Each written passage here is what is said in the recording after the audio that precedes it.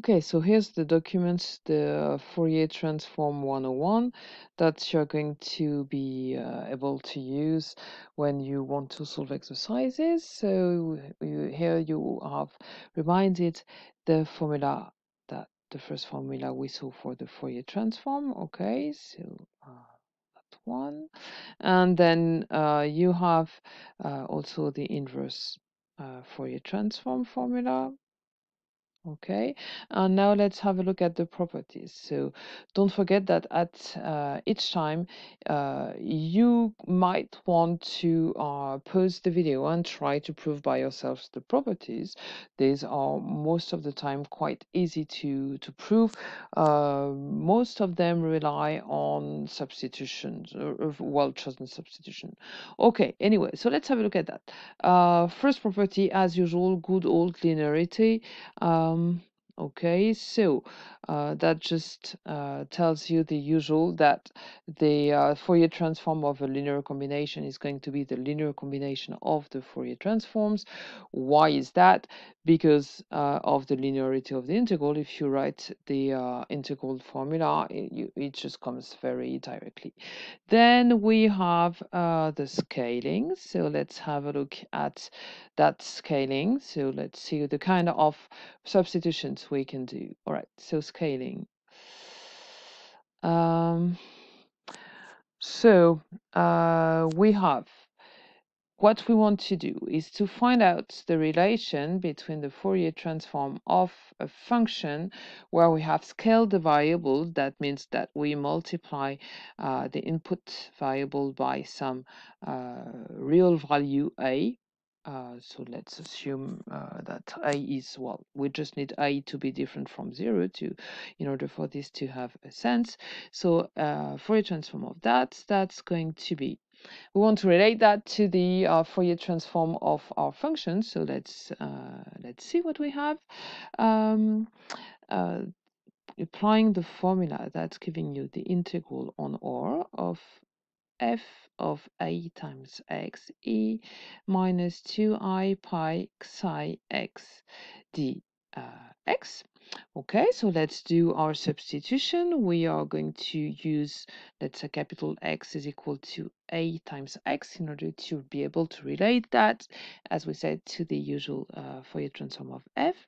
So that's going to be, so when small x is negative infinity, big X is also going to be negative infinity. Let's say that a is greater than 0, so that we don't have to deal with the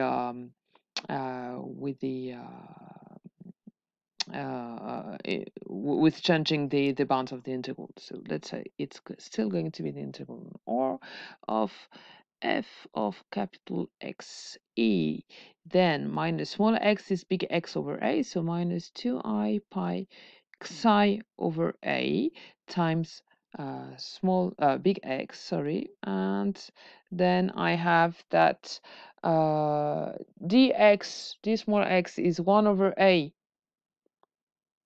d big X. So that's all right. And by the way, if ever a were negative, so that you would have had as the bounds of this integral from plus infinity to negative infinity, and then dividing by 1 over a. One way to solve the two things at the same time is just to say that I'm going to divide by 1 over absolute value of a. Okay, so 1 over absolute value of a, integral on R of f of x e minus 2I pi psi over a times x dx. And what is that? We just have to interpret this in terms of Fourier transform. That's just going to be the Fourier transform of f applied to x, to f of x, but at the value, instead of psi, I'm going to get psi over a, and I have to divide this by absolute value of a. Okay, so if ever you're looking for the Fourier transform of a scaled function like this, this is how you can relate it to the Fourier transform of a. Okay, so that was this one with a closing parenthesis. That's better. Okay, translation. Next one. If you are doing f of x minus b, what's happening for your Fourier transform. So I think you can maybe do it now. Pause, do your substitution, and this is the formula that you should find. If you can't do that, just ask me during the tutorial and we will do this together. Modulation. What do we mean by modulation? We modulate the input signal by multiplying the input function f by some exponential to I pi psi x. You maybe now know how to interpret that in terms of input signal. So you're doing some kind of rotation of your input signal, and that's going to be just a shift, a translation in your Fourier transform. Again, I guess you can do this by yourself, and if so, that's modulation. Maybe before we go further, let's see something interesting. What's happening when we are doing scaling and translation? Okay, so what's happening when I want to find the Fourier transform? Sorry, I should maybe do this of a function where at the same time I'm doing a scaling and a translation. So sorry, something like that. Okay, so that's going to be a function of psi, and we're going to have, well, let's just write the usual formula. So that's integral on R of f of a x minus b applied, sorry, f of x minus b times my exponential minus 2I pi psi x dx. And as usual, I'm going to do my substitutions. Let's do them one at a time. Let's do x, capital X is equal to small x minus b, so that the same dx and the same bounds. So that's just going to give me integral on R of f of a capital X e minus 2I pi psi x minus b, sorry, capital X plus b now, d big X, right? So that's why you can factor with an exponential minus 2I pi psi b, okay, times my integral on R of f of ax e minus 2I pi psi big X d big X. I'm doing my second substitution. It's just going to be exactly the same one as before. So I'm let's call that capital Y is going to be equal to AX. So that this is exactly the same one as before. So what are we going to get? You know that in the end I get e minus 2I pi psi b divided by absolute value of a times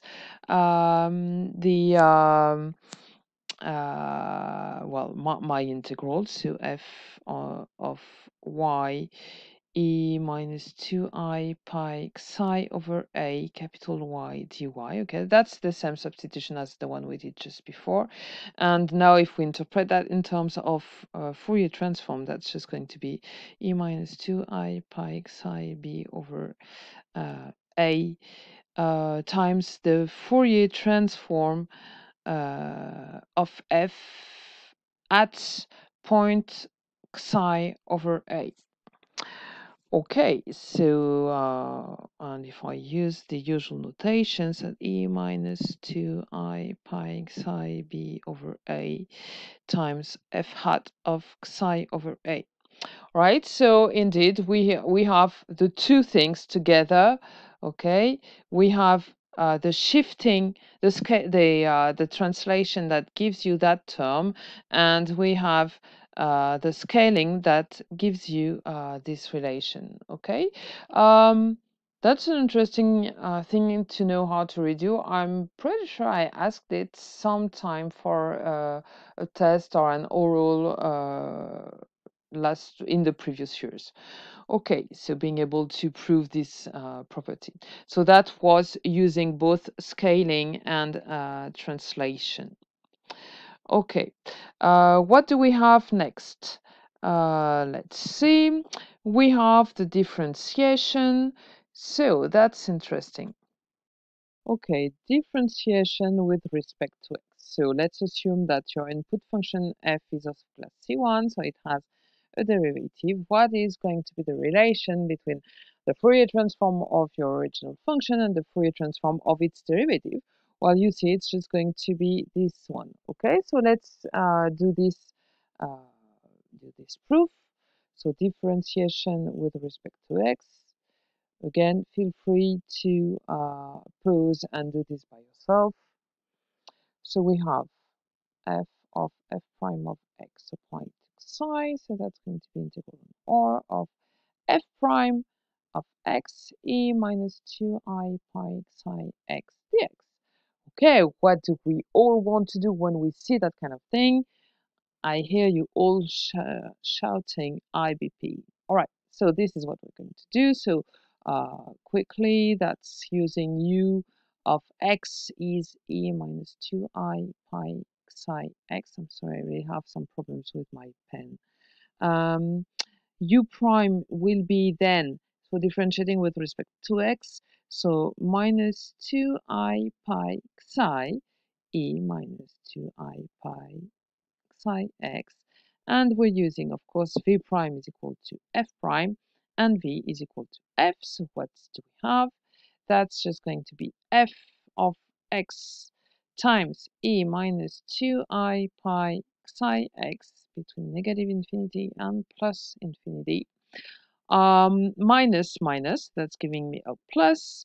So I've got 2I pi psi f of x e minus 2I pi psi x dx, right? And that part is obviously just 2I pi psi times the Fourier transform of f. Okay, and what about that? So values in plus and minus infinity. So the idea is that, well, in plus and minus infinity, whatever well, this is just going to give you, well, that exponential is as usual going to indicate actually a linear combination of cosine 2I pi psi x and sine plus I sine 2I pi psi x, and that's just going to be something of modulus 1. Okay, so that's just a point that belongs to the unit circle. Whereas the function f, what have we assumed about f? We have assumed that f was in L1. What does it mean? It means that the integral on R of f, the absolute value of f, is bounded. What do you know about improper integral? One of the necessary conditions for improper integral that with some infinite bounds like this, is that the function goes to 0 as x goes to infinity. So I know that if this integral is bounded, I know that the limit of f as x in absolute value tends to infinity is 0. Okay, so I've got something that tends to 0 times something that is bounded, so it's just going to be 0. All right, so that whole part is just going to be 0. Okay, and finally, I have the relation that the Fourier transform of the derivative is 2I pi psi times the Fourier transform of f. Okay, so that's this one. No, differentiation with respect to x is going to be that one. Okay. Um, all right, and you can even get some formula for the kth derivative. You just have to iterate this thing. So if you're doing the Fourier transform of the kth derivative of your function, what do you think you're going to get? It's just going to be 2i pi xi to the power k times the Fourier transform of your function.